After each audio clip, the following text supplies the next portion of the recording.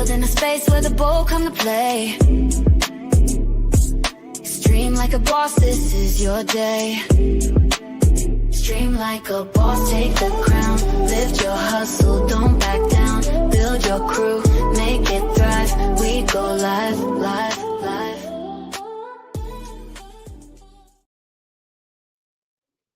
Good morning and Happy New Year. It's 2026, y'all. I can't believe it. Tanya here, and I'm just going to be on for about 15 to 20 minutes at the most. I wanted to wish you a good morning and to also kind of share a few thoughts, because for those of you who have followed me for any length of time, if it's been years, as I know that some have, we generally will do a vision boarding. We, meaning my family, my daughters and I, will do vision boarding the night before, so on New Year's Eve. And we shifted things up a little bit this year because of just life, right? So 2025 was just an amazing, chaotic, crazy good and bad year. And I thought that it might be a good idea for me to just share a few lessons and some thoughts about shifts that we made in this last year to help you to move forward for 2026. And I want to just be honest and transparent. And good morning, because I see some folks that are there. William, yeah, let's start this year off right. That's the purpose of this. I wanted to start this year off right and to be very clear. And so I put together a 2026 manifesto. So these are 10 principles that I'm going to share with you. I'm just going to be blatantly honest and share them with you, with maybe just a few little personal stories in between, not in hopes to just, I guess, give you my personal business, right? But in hopes that something I say may be a trigger for you, something that I say may be helpful to you in navigating the waters, the murky and sometimes clear waters of the next year. And I'm doing this more for myself, but I also wanted to do this for you. So I did not plan it or schedule it, but I do have some pointers that I thought I'd put out into the world. And if it resonates, then great. Okay, so here's what I've learned after the year that we just had. Goals without principles are just wishes.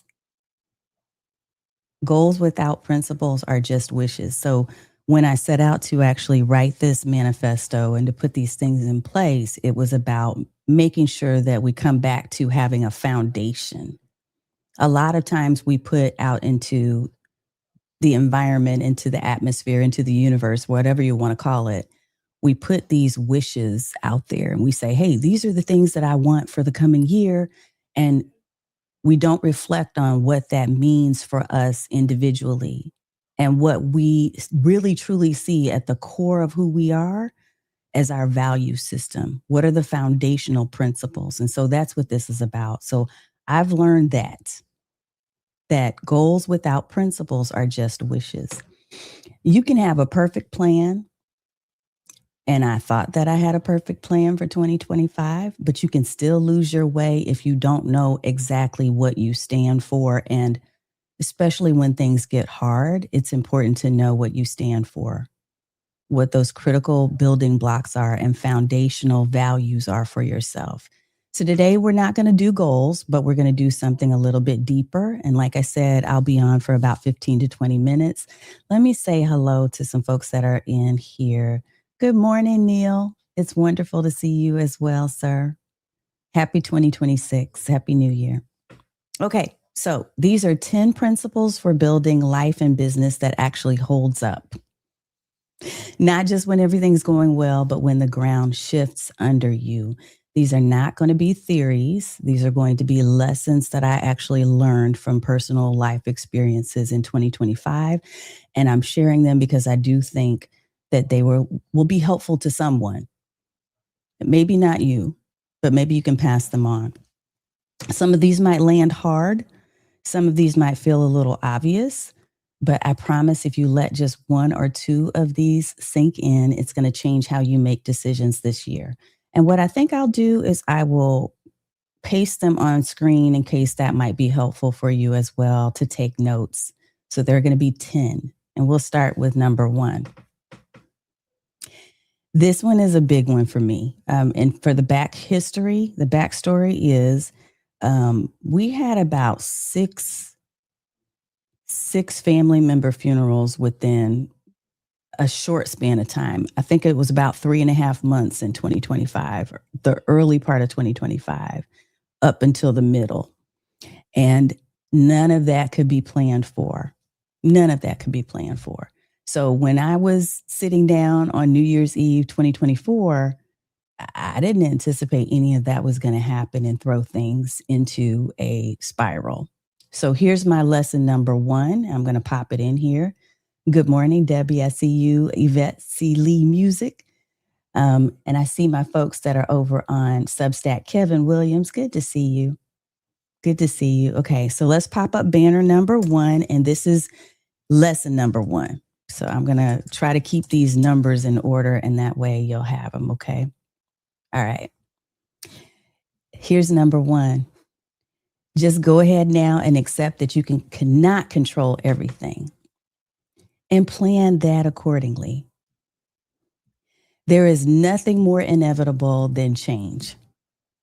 You cannot control everything. So we can put these goals out here. We can say what it is we're hoping for and what we want to do.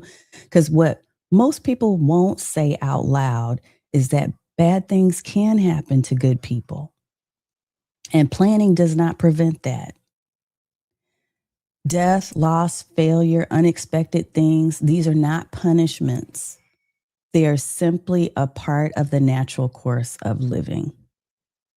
And the healthiest thing that you can do is to prepare for reality instead of pretending that it won't touch you. That means having hard conversations. That means writing the will. That means documenting your business systems. That means making sure that the people that you care about are not left scrambling in case and if something happens to you. This is not pessimism.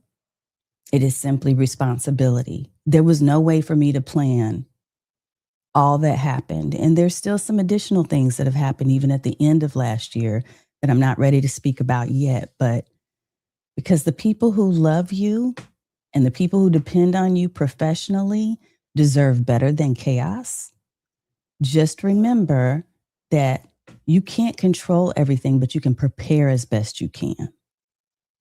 So applying this to both a business and just personal world, again, from a personal standpoint, you need to think about getting your documents in order. From a business standpoint, you need to think about getting your documents in order. Like your SOPs, your standard operating procedures, how you run things.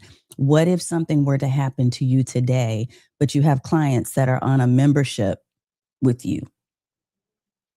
I started thinking about all of those things as all of these things started happening to us on a personal scale. I started thinking about what if something happened to me, how would that affect the people that I serve in my community? I've had a monthly membership in a community that's been ongoing since 2021.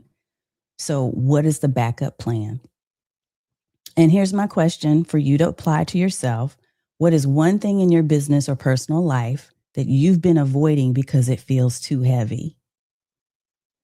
Is there a succession plan in place? Is there a backup system?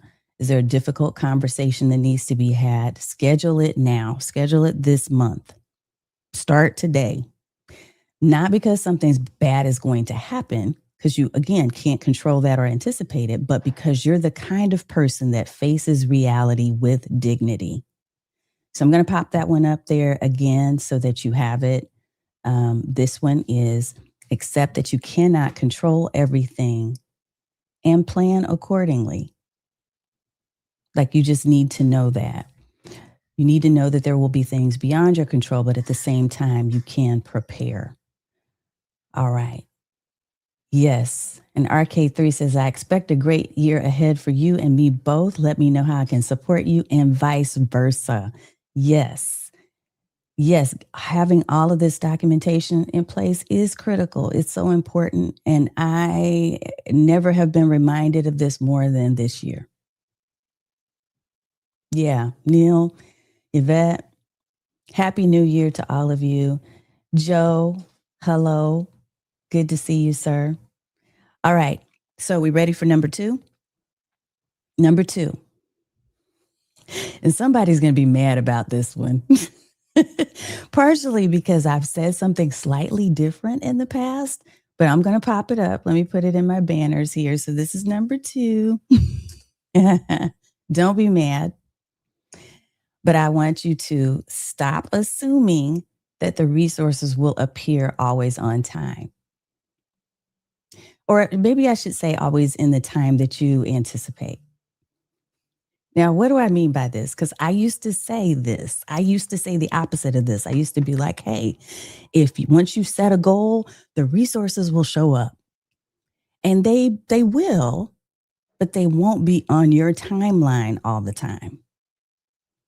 So we live in this culture that says, if you believe it, it will come.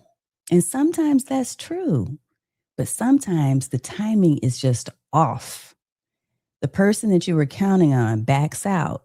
The funding doesn't come through. The grant you thought you were set and ready for didn't happen. The opportunity closes before you're ready. When that happens, you have a choice.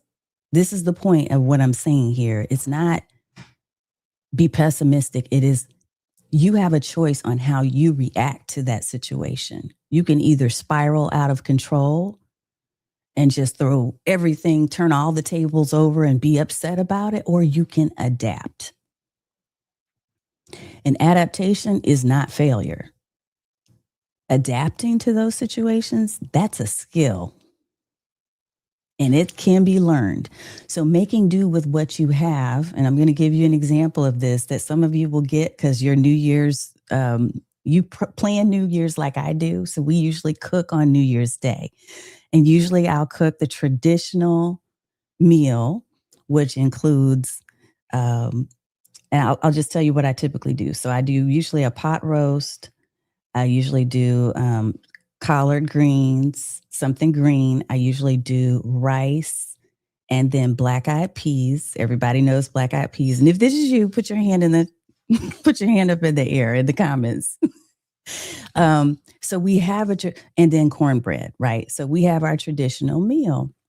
And what ended up happening this year, just because of all of the things that have happened, even in the past week and a half, we didn't get to the store on time to get collard greens. They were completely out.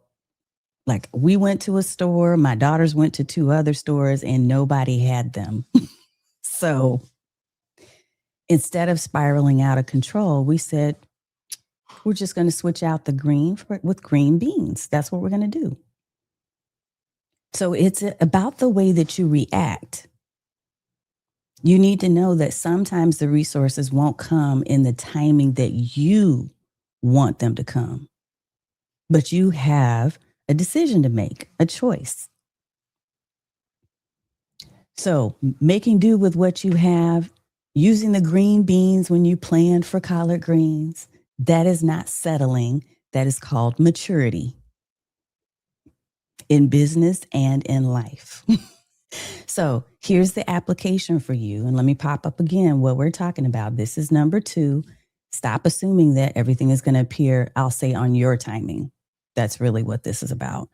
Where in your business are you waiting for the perfect resource before you move forward? Where is that happening? The perfect coach, the perfect platform, the perfect budget, it may not be in the timing that you are expecting. What if you just start with what you have? So what? You didn't get the DSLR camera that you were looking for to go live this year. That didn't happen. You didn't get that for Christmas.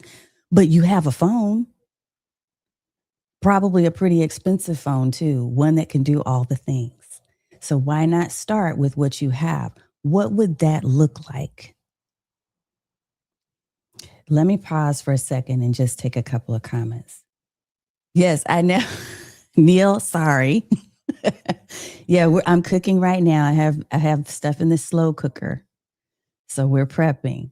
We're prepping right now. Yeah, you can't always control, well, you can't control time ever. What you can do is control your the way that you adapt, the way that you react and respond. You can be thoughtful about that.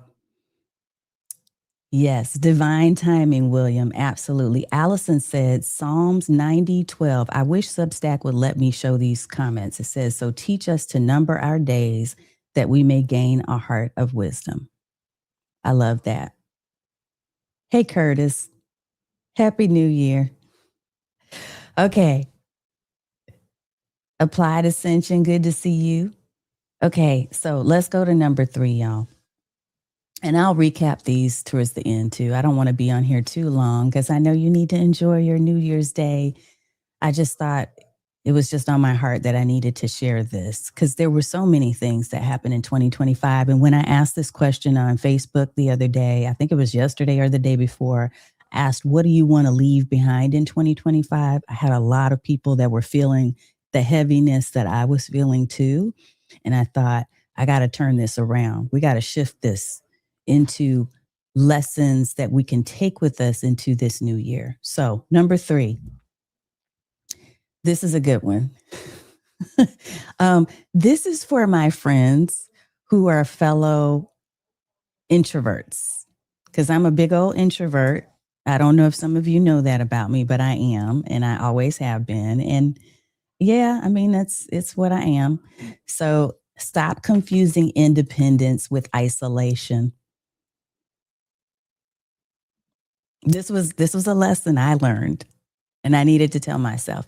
If you're introverted, strategic, self-reliant, you've probably heard your whole life, you need to ask for help more.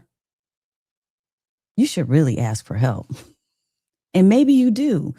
But here's the real issue. We've been taught that needing people means we are weak. And that is not what it means at all. It doesn't mean that. Being introverted doesn't mean you have to do everything alone. You're allowed to let people rely on you, but you're also allowed to rely on other people without overextending yourself and without losing your boundaries.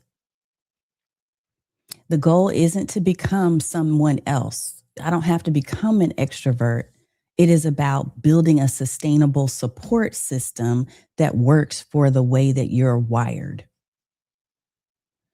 Let me give you a quick example of this. So back in the day, because I've been coaching now for 20 something years, early on, and for those of you who don't know this little tidbit, I first started doing anything in business because I was like, I'm not a business owner. I don't do that, right? But when I first was exposed, it was back in the days of being a beauty consultant here in Dallas. And I don't even know what made me say yes to the woman in the mall, but I was like, okay, sure, I'll check it out. And I ended up doing this thing where I was learning, and ultimately it wasn't my thing. But what I did learn from that experience is about how to actually create a support system of women around me so that I could be a support to others, right? But one of the things that was required in that role is to go and to do a lot more networking. And traditional networking for people who are introverts doesn't necessarily feel great. So I would show up to these organizational events and I would just not fit in. I didn't fit in at all because I would be the person who was kind of standing off in a corner. I didn't know how to start a conversation. And even to this day, I'm not the person that's going to walk into the room and everyone flocks to me to have conversation and I just know what to say all the time. I'm a person that sits back and observes, and then I say words when I feel like they will be relevant in the moment, even to this day. But what I was trying to force myself to do is to become more extroverted. So I was signing up for all of these different events, and I would go to all these places, and I would collect all these business cards, and those business cards would collect dust. And the people who were taking my business cards weren't calling either. What I started to learn over time is that I could shift the way that I was thinking about networking and do it in my own way. And so what I ended up doing eventually is I learned that I could choose a couple of different events, and I would attend those events. And the goal wasn't how many business cards can I collect. The goal instead was, can I meet 1 to 2 people and have a deeper conversation with them? People that if I vibe with them, I'll keep talking, I'll keep listening and asking them questions. So I went in armed with 10 questions that I was going to ask, and then I would sit and listen. And what I found is that that worked a lot better for me than simply going in and being expected to be the talker.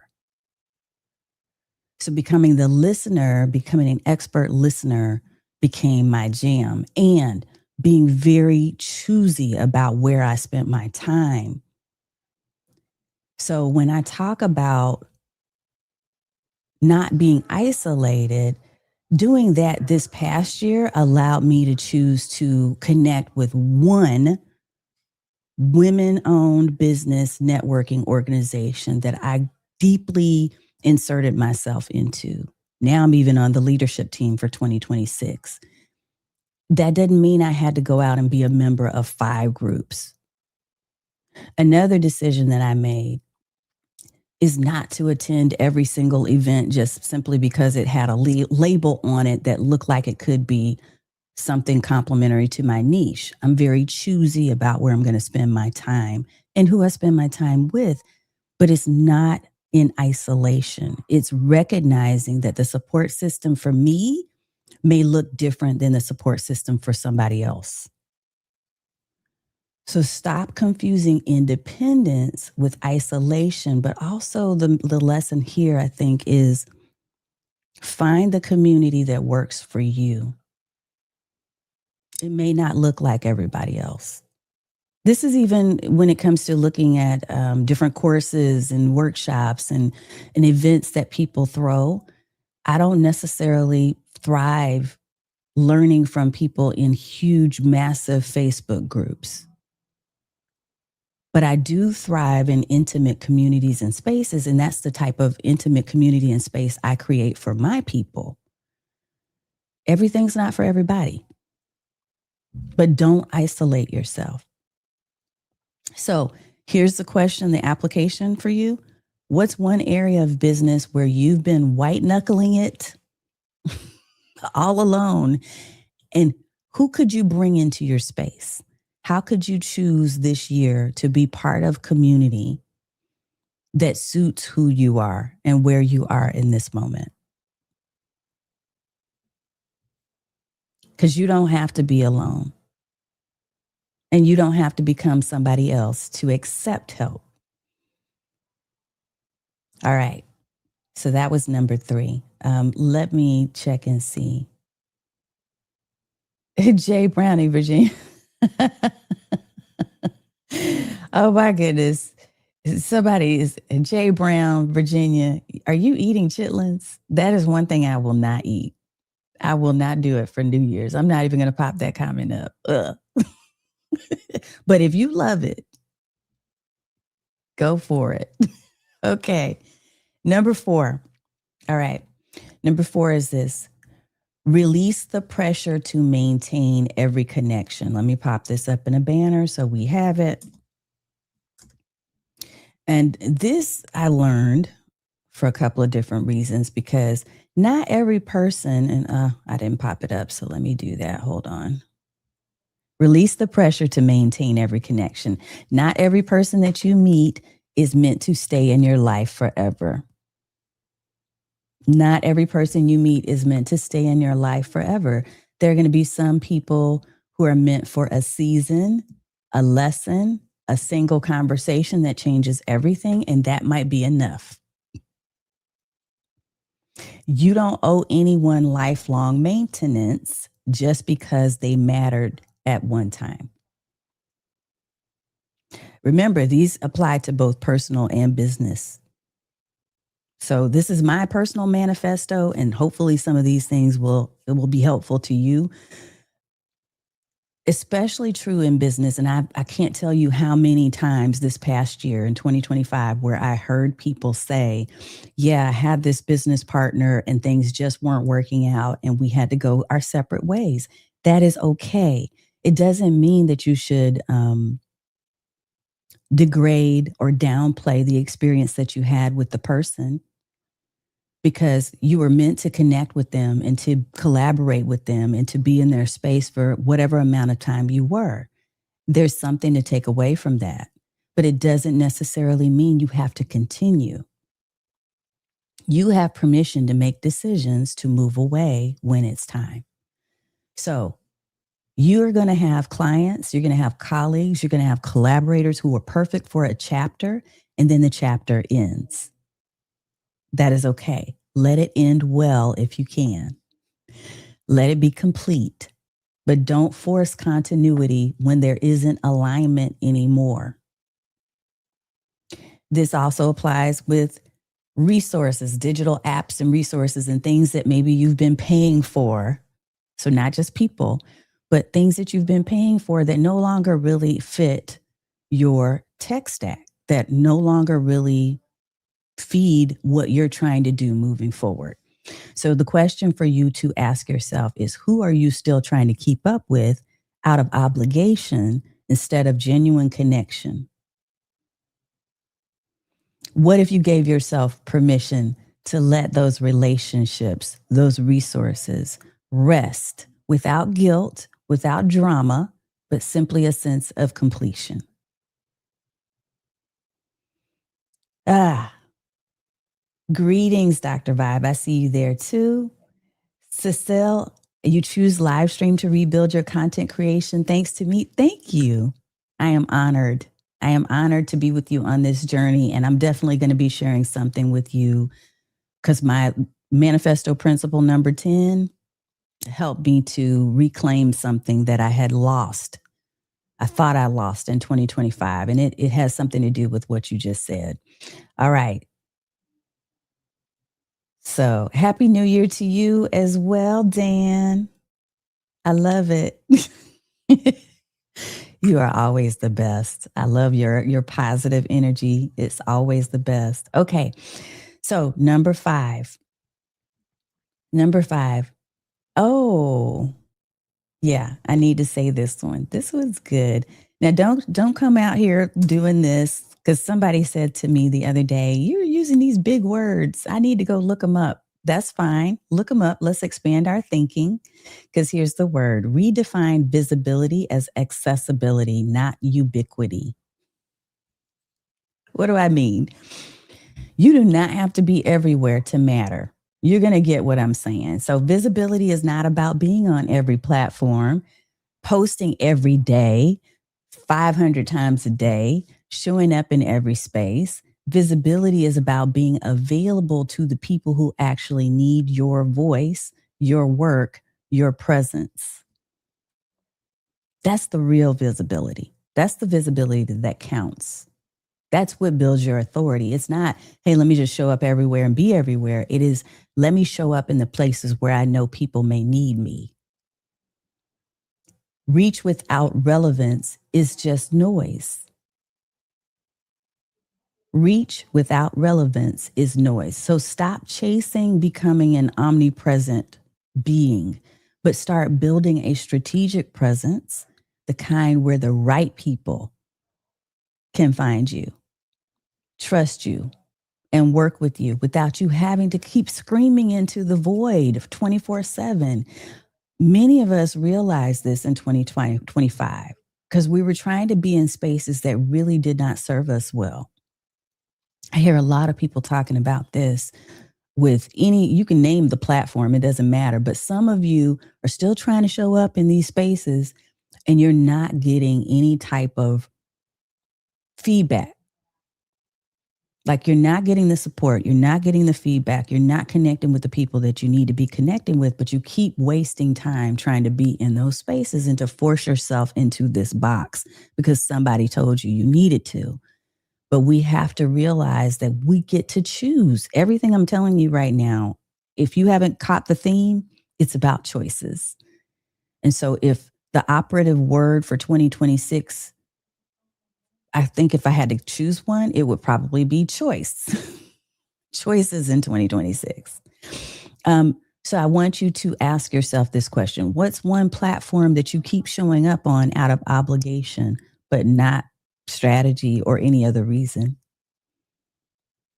What would happen if you let it go and you doubled down on the place where your people actually reside? What if you stop trying to be in that one place that never has given you support and you put yourself in a space where you really spend time? Because here's the thing, when you show up, when we talk about visibility, right? This is something I learned in 2025. It was a lesson that had to slap me hard in the face. Showing up isn't just about you putting your content out there and like, hey, I'm showing up. It's also about you reaching back out and connecting with the people who commented on that content. It's about you actually engaging them and then maybe even offering or soliciting a call to action. So if you're in 500 different spaces, but you're only in 2 places actually engaging with people, again, the visibility on those other spaces may not even matter because you're not doing the follow-up that it takes, that it requires. So I'm going to pop that one up again because I think it's really important. Redefine your visibility as accessibility. It's not just about you being omnipresent. It's about you also engaging and connecting and leveraging the network that you're building and the community that you're building where you play, right? If you're going to show up there, show up in, yes, Dr. Vibe Show said, best engagement is 2-way. It's not just about 1-way. Exactly. Absolutely. Neil says, love point number 5, I'm choosing 3 platforms. That's it. Yes, Neil. YouTube, IG, and LinkedIn, that's more than enough. Yeah, you don't have to be everywhere. You don't have to. You get to choose. You get to choose. Okay. All right. Let's move on through. And we've got number 6. Number 6 is, yeah, this is another one. I almost got lost with this one. Again, this is why I can share these with you because these are real things. These are real lessons learned in 2025. And I hope that they are useful to you. Prioritize real relationships over abstract growth. I know that people tell you about the numbers. You need to have 100,000 followers. You need 10,000 followers over here. You need this, you need that.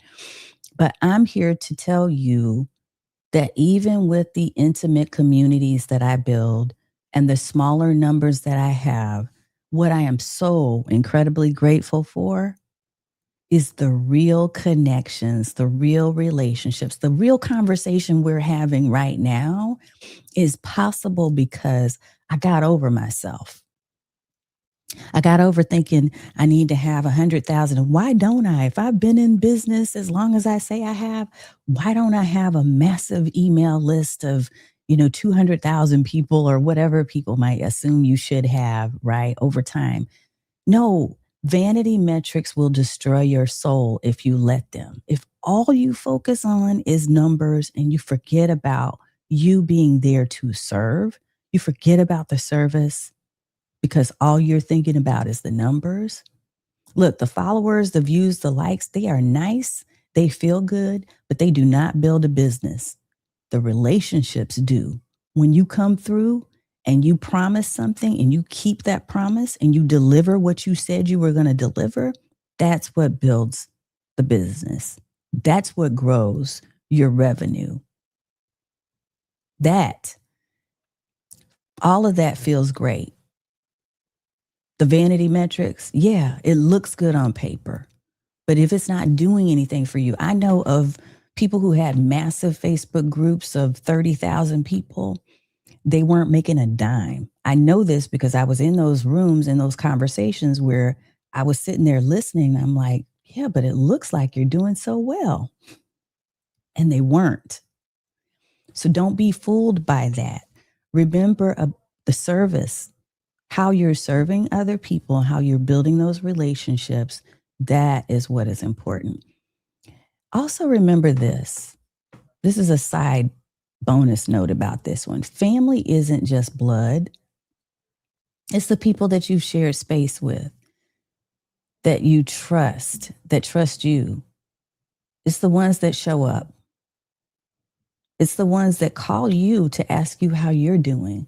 Look, my community, what I love so much about us is not just that we get to meet to do our co-working sessions and our training sessions and all of that. It's also because we get to talk about like real life things that are happening. Sometimes I have people come on into the community and we're talking about a business thing, and then someone has a little bit of a mini breakdown and talks about, you know what, this week was really hard and here's why. And we get to help pull them through that situation. In business, it's the clients who stay, the community members who engage, the collaborators who challenge you to get better. Those are the ones that I care about. And it may be different for you. Maybe you care more about, let me just have 500,000 followers and make, millions of dollars. But you've got to make a decision. You got to choose. And if you can have both, then great. If you can have both, then that's great for you. I don't know that that's typically the norm, but I can tell you, you can have a thriving business where you also are serving and you're also connected to people in a deeper, more intimate way. It is possible. Don't let anybody make you think that it's not. Okay, number 7. Oh, application. For number 6, look at your business relationships right now. Think about the community that you've established with your business. Who are the people that you're actually serving deeply? And how can you focus on that service? You still want to have a strategy to understand your numbers, because you do need to understand your growth. You do need to understand your revenue building strategy. All of that is still important. But what would it look like to prioritize the people who you're actually serving deeply versus chasing new followers this quarter? I'll tell you a shift that I made. I realized I was overdoing it. Like I was trying to create way too many programs and courses and workshops because I felt like, all of these different people are asking for these things. And so my growth is expanding because I'm trying to offer everything to everybody. And I had to come back down to earth and remember, wait a minute, who am I saying I serve deeply? And how can I serve them if I'm spreading myself so thin that I can't really focus and give them more of what they need? You got to think about those things. So that's the question for you. Number 7, trust your discernment as much as you trust any tool. So let me pop this up as a banner because I think this is a good one too. Trust your discernment. Some of you are faith-based people. Some of you are not. But no matter where you fall, a lot of us understand that our intuition and our ability to be able to discern is a gift. So while AI tools are incredible, your systems are powerful, automation is a game changer. I love all of those things. I have been an early adopter all my life for all of that. Your experience matters and your judgment matters. Wisdom is not something you download. It is practiced. Use the tools, but never outsource your thinking. Don't let your convenience replace critical judgment. Here's what I'm saying. So look, right now in this moment, we can go to AI to ask it anything. I have built 3 different AI brains that I constantly go and refer to. But I also realized this year that I needed to pull back some. And instead of going to AI first, I needed to sit down and think about the answer based on my own experience, my intuition, my knowledge, the things that I know, and use AI as an enhancement tool, not to tell me how to think or what to think. You are not a prompt engineer. That's not your job or your role. You are going to lead with what you know. That's what you should do, not just what the software is suggesting to you, not just with the tool. You don't be led by the tool, is what I'm saying to you. Instead, be led by what you know. What is real, what is true is still in here and in here. And we have to start there. And if we don't get that right here soon, we're all going to be thinking the same, talking the same, looking the same. And that's not what was meant for us as a society. We're meant to be different. We're meant to all bring our unique gifts, diversity, and talents and skills to the table. AI is going to be an enhancement, and it will help us to save time, but it should not become your actual brain. So I'm going to ask you this for application. Where have you been deferring to a tool, whether it's AI or something else, instead of trusting your own expertise? What decisions have you been avoiding because you're waiting for the data to tell you what to do when you already know the answer? You already know.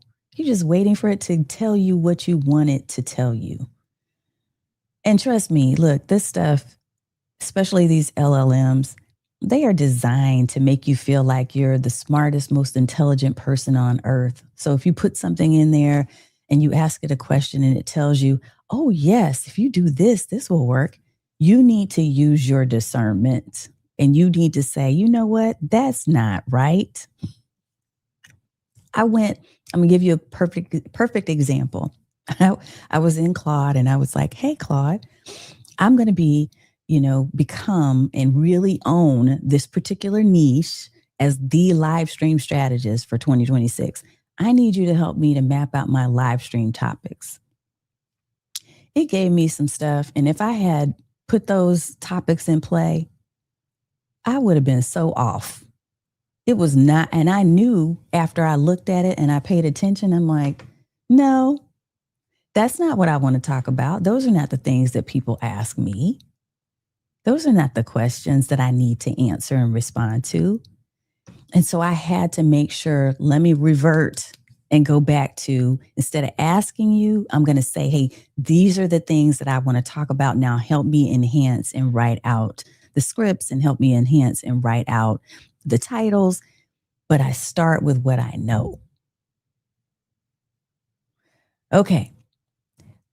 Just a couple more. And here's number 8.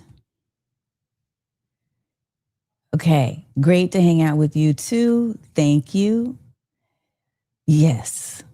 All right, we're almost done here. So I'm going to pop these in here. And if you need to leave, remember the replay is here for you to come back to on any channel where you're watching right now. Okay, so teach the next generation how to think, not just what to do. This is piggybacking off of the last one I just said. I know that it is so incumbent upon us, because many of the people who are in my sphere are over 45, over 50, over 60, even in 70s and beyond. We have a duty to teach the next generation how to think, not just what to do. Remember the old adage about teaching people how to fish, not just handing them the fish? This is where this enters in. So we're entering an era where people will rely on things like AI to decide for them.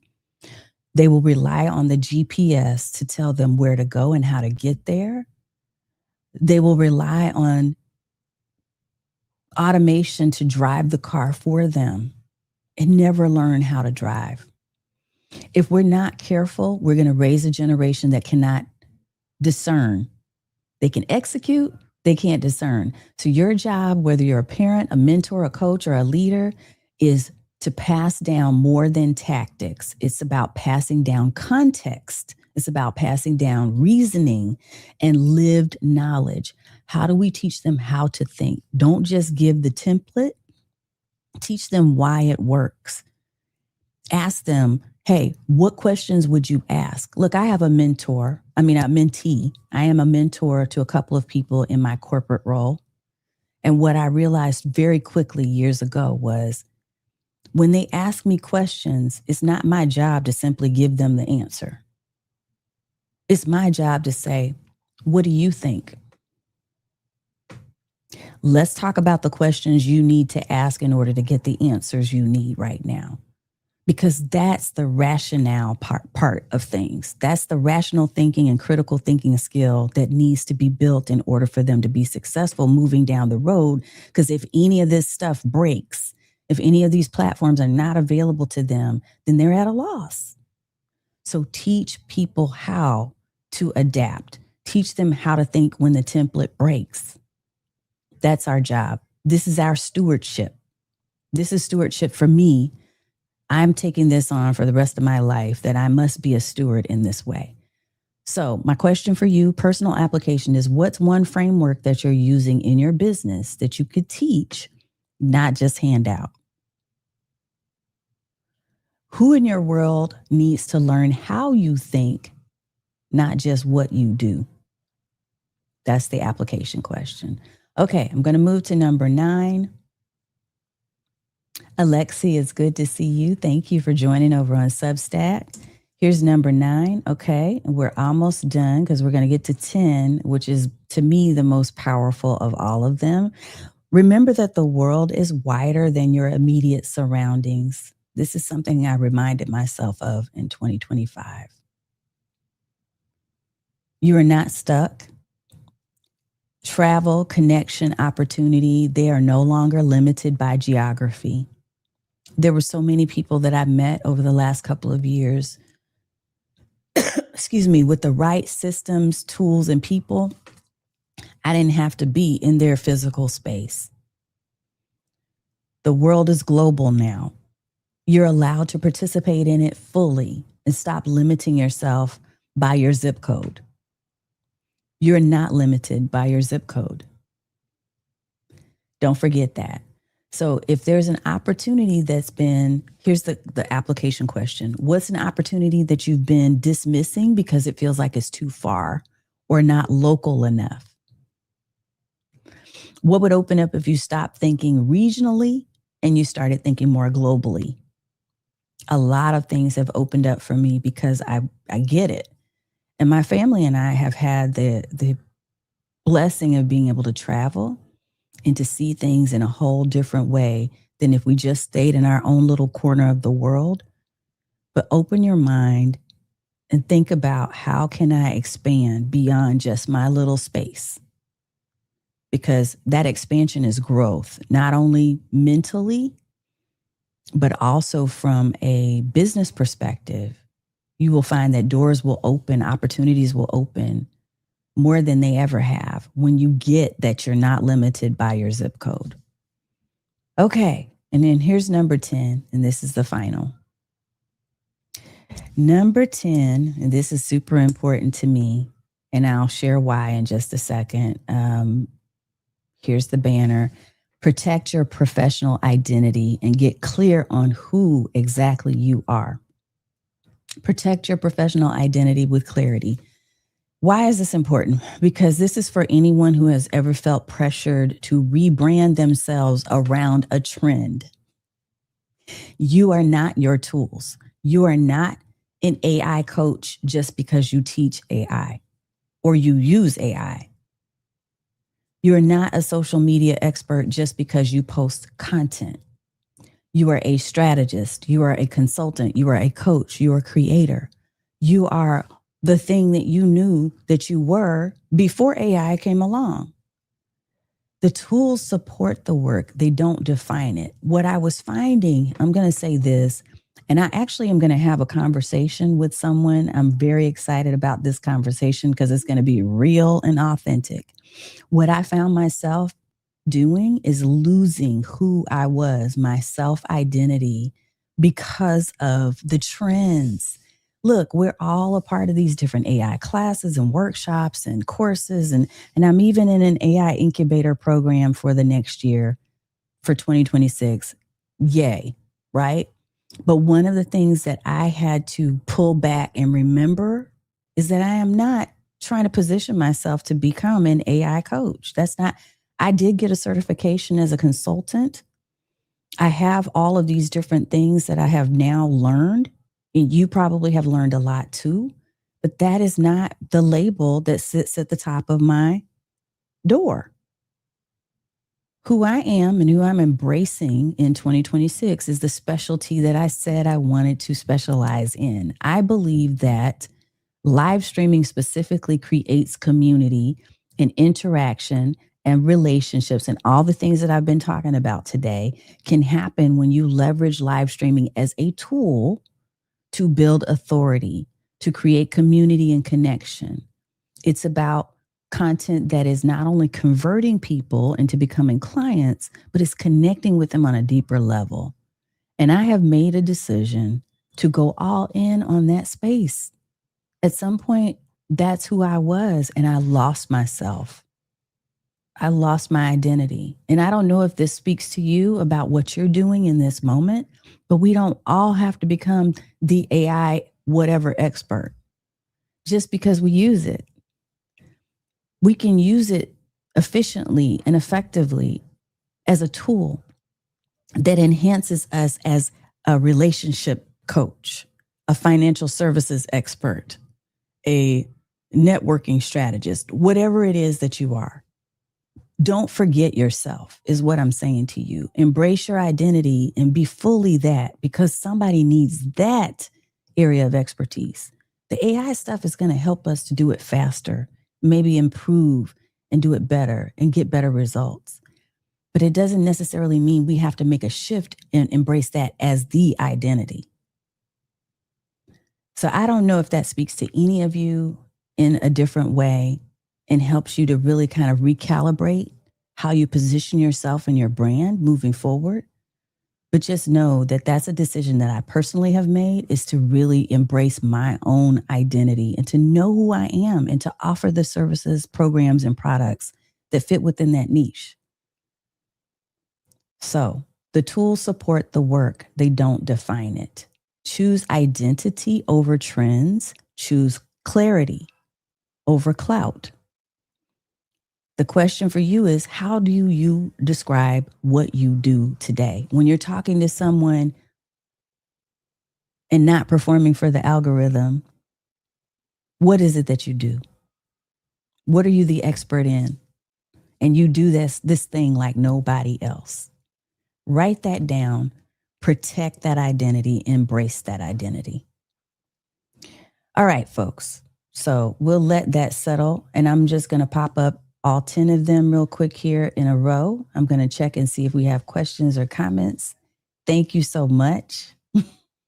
Yes. Yes, that happened in 2025. A person was removed and I wish them the best. Okay. Yes, going back to what we were talking about on boundaries. I love it. For many people that I know, I don't want what they have. I want what they know. Yeah. I mean, you've got these decisions to make. There's a lot of decisions we get to make. We have the luxury of making. So for 2026, here's my 10. I'll recap them. Number 1, accept that you cannot control everything and plan where you can. Plan accordingly. Nothing is more inevitable than change, right? And all things come to an end. So how can you plan and have the backup accordingly? Number 2 is stop assuming that resources will always appear on your time. They'll appear, but it may be in a different way than what you anticipated. Stop confusing independence with isolation. Remember that you don't have to isolate yourself. Even as an introvert, we get to choose how we build community, and we need to ask for help when we need it. You don't have to be alone in this.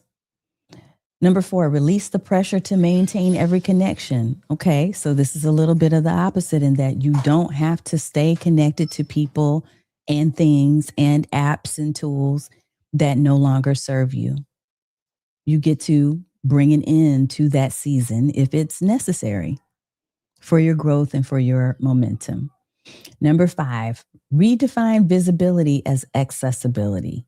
It's not about you being everywhere all at once. It's about you being in the places that really make the most sense, where you're reaching the people that need to be reached by you, your people. Number 6, prioritize real relationships over abstract growth. It's not just about vanity metrics. It literally is about you building those connections, right? Wherever you can, in the spaces where you are playing. You don't have to be everywhere. Number 7, trust your discernment as much as any tool. You get to make the final choice and you have the final say. Use your discernment. If one of these tools is telling you one thing, one path, and you know that it's wrong because you have experience in that area, or something is telling you in your gut that it's not the right decision, then you need to follow up on that gut feeling and not necessarily follow the tool every time. Number 8, teach the next generation how to think, not just what to do. Help them to learn how to ask critical questions and how to use reasoning.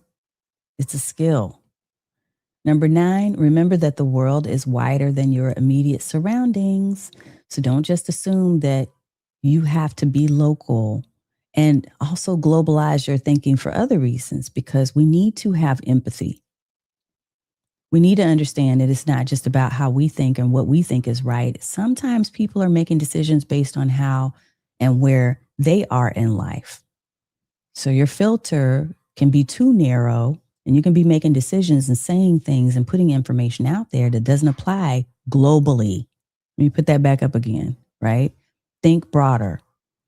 And then number 10, protect your professional identity with clarity. Get clear on who it is you are. What is your business identity? What is your niche? You don't have to become the next trendy thing. Just because you see someone else being successful at that trendy thing doesn't necessarily mean you have to adopt a new identity. You get to be who you truly are. And you can leverage these tools like AI to enhance that. All right, folks. Thank you for spending time with me. If you have listened even just for 5 minutes, that's great. If you've taken notes on all of the things, this is my manifesto. These are the 10 principles for building something that lasts, not just in 2026, but for the long haul. I would encourage you to pick 1 or 2 of these things that hit you hardest and to spend the next 30 days really living and diving into them. Because the truth is that clarity isn't about having all the answers. It's about knowing what you stand for when the ground starts to shift. And mind you, I got a feeling in 2026, the ground is going to continue to shift. It always does. So who are you going to be when it does? What are you going to stand for when it does? Drop a comment and tell me which principle you find that you're going to claim for 2026. What's the one thing you're refusing to compromise on this year? I would love to know. And if you want help building systems and strategy and visibility to actually live and work in these principles, you know where to find me. I'm going to sign off in just a second, but let me say, thank you, Dr. Vibe Show. This is an epic broadcast for me. I will be replaying this regularly going forward, and I would suggest that we replay often. It is epic. Thank you. Thank you. I'm glad you think so. Thank you for the hearts, folks. Number 6 was the one for you, Yvette. Love, love, love. Cecil says, I love the number 10. Okay. Just take away 1 if that will benefit you, and more if that's for you too. I have been honored and blessed to work with many of you in 2025. Thank you for watching. Thank you for hanging out. I will be on live next week, and I will be focusing on the first topic for our live stream series in 2026. I look forward to connecting with you there and in all the spaces that you and I have the opportunity to connect. But I wish you nothing but abundant blessings in 2026, the new year. And that's all. Nothing but positive things. And if those positive things aren't what happens for you, I wish you the ability and the resilience to be able to adapt and to turn it into something good, because that's what we're here to do. All right. Take care. I'll see you next week.